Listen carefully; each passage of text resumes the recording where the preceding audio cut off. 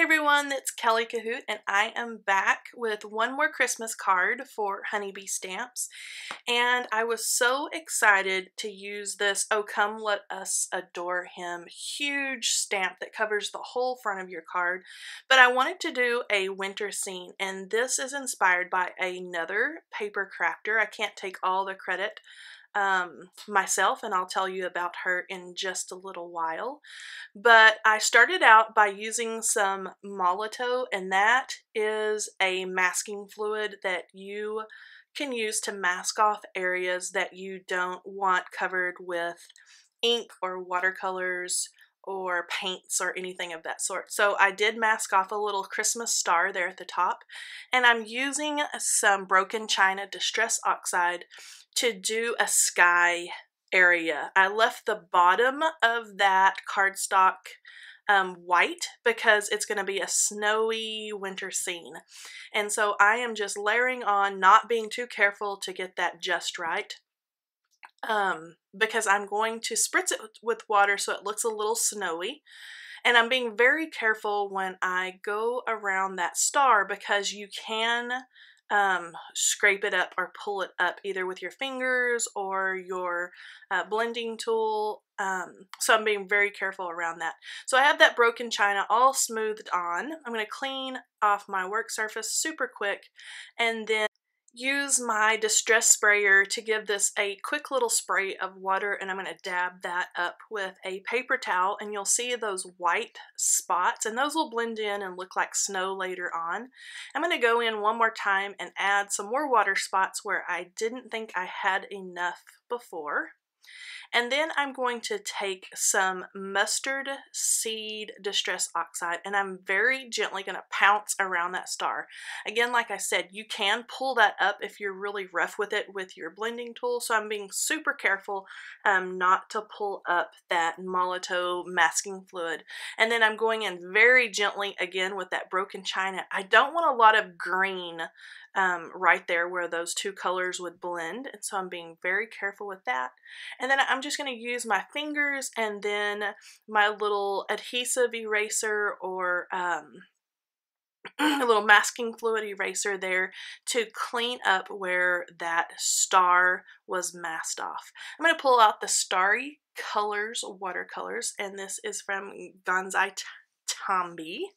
I never say that correctly, but I am going to add some champagne gold watercolors into that clear spot that I masked off for the star. Now, when I started this, I knew I wanted the Christmas star up there in the top. I didn't know how I was going to make it work out. And so this is a process that I just kind of went with it as I worked on the card. And when I pulled off that masking fluid and had that white space, I tried to figure out what I was going to do to fill that in, and those Starry Colors, metallic-y, beautiful, shimmery paints were perfect for that. Now I'm pulling out 3 different types, or colors, excuse me, of ink. Now this is that process or the design that I was totally inspired by paper artist and crafter Betsy Veldman. I can link her blog and information below, but she did a winter scene and used an inexpensive little fan brush. This is just a cheapo kids paintbrush, and she made the most beautiful trees, and I knew that this would be perfect with that Honeybee Stamps "Oh Come Let Us Adore Him" stamp, and I could do a winter scene with the Christmas star, and I was just so inspired by her design and her card that I just had to try it with this beautiful stamp from Honeybee Stamps. And so what you do is you hold that fan brush straight up and down to start out with the tippy top of your tree, and then as you come down, you tilt it and you flatten it out. And it's so easy. I just had to try it. Now, I did try it with a different brush, and I do not like the way that this one turned out. I ended up going back to that cheapo little fan brush because it looked so much better in the long run. Now, you can see there where I'm getting a chalky appearance to the inks. I'm not for sure if that is that ink with water, or if it is because I first laid down those Distress Oxide inks. As you know, those do turn that chalky, kind of milky color when they get wet. So I just went back in with some ink and a small little paintbrush and just kind of dabbed it on where I wanted to add more color, where those colors had kind of gotten chalky and milky looking.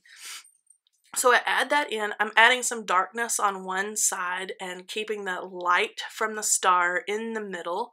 And then towards the bottom, you want it kind of sparse, the color, because that's where the snow and things are going to be at the bottom of your tree. And then, like I said, you can just leave the bottom of that paper completely colorless because you're going to have your snow down there.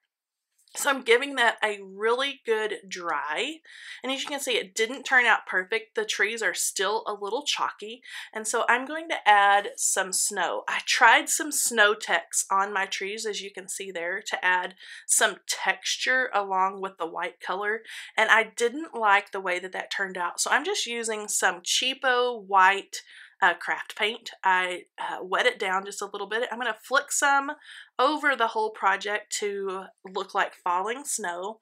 And then I'm going to take that good old cheapo little fan brush again and add some more snow onto the leaves or to the limbs of those trees.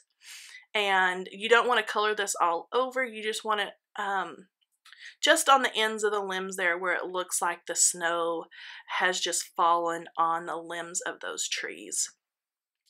I'm going to stamp that huge, beautiful greeting now, the "Oh come, let us adore him." I made sure that all of that paint was nice and dry, and then I used a powder tool. I'm setting this up in my mini MISTI, and I'm going to use the Nuvo Clear Mark ink. I love that embossing ink. And I'm going to give that a good smush. Now, I did all of that painting on watercolor paper, which has some texture to it. And so I really went over that well with my hand to make sure that that Nuvo Clearmark ink got down into the little crevices of that watercolor paper.